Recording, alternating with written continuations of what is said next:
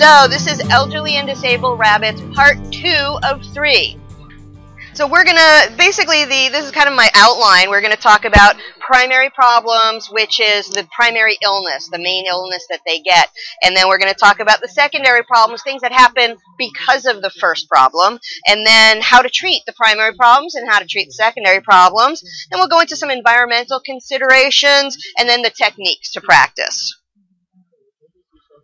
So the primary problems, there's arthritis, and arthritis is kind of a general catch-all term. It's degeneration of joints and tissues, and this can happen with age, just older bunnies. This can happen with an injury. Obviously, if they get a fracture and it doesn't heal right, then they may get an injury. And then I say compensation, if they have maybe an old injury on the left rear leg, they might be putting more weight on the right rear leg, and then those joints may wear down a little bit faster, and so that's kind of compensation.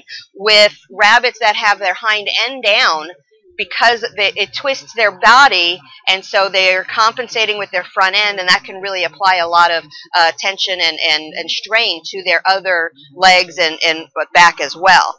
Then you have paresis or paralysis, and Dr. Lamb had defined this, and paresis just means weakness, whereas paralysis means they can't feel, they can't walk. And so this is, and I'm basically talking about hind end paresis and paralysis at this point, because of what happens to the spinal cord, which we'll talk about in this, which we're going to talk about here. So the paresis or paralysis can be traumatic, with like Marshmallow over there, who was lent out to a birthday party and the kids dropped her and she has a fractured back and now can no longer walk on her hind legs.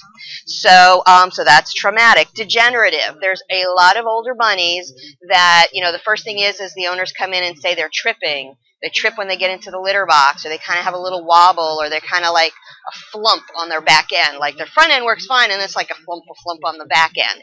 And they're just not really able to kind of, move their back end as well. And so that's the start of it, and it is pretty much always progressive.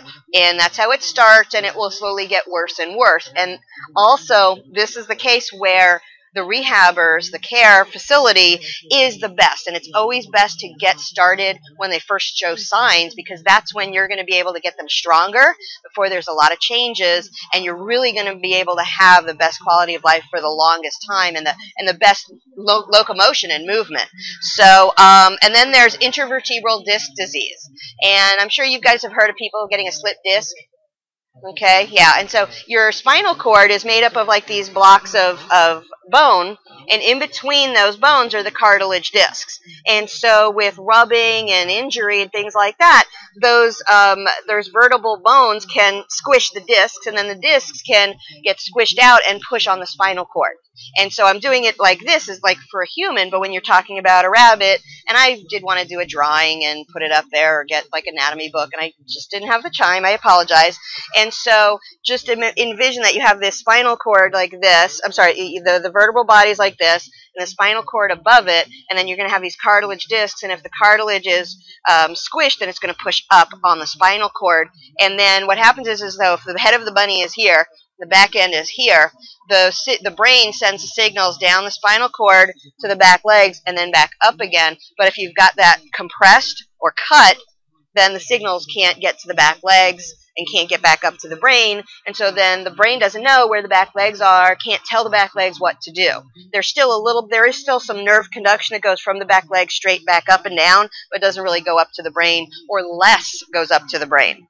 And so when it's partial, and there's a little bit of nerve conduction, that's where you get the weakness, the paresis. When it's complete and there's no communication, that's the paralysis, where there's no communication.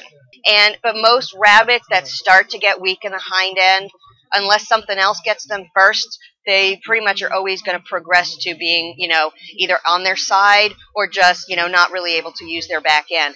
A lot of times, if we can, during all of that early physical therapy, is if we can keep their back legs underneath them, then they do much better. If they end up going on one side, then it's a lot harder on their front legs. With Scooty, the first bunny that we saw, she had dislocated her, she had torn ligaments in her shoulders. because of it. And so that made her front end a lot less stable, so that even putting her in a cart, it was hard for her to use a cart properly because of that.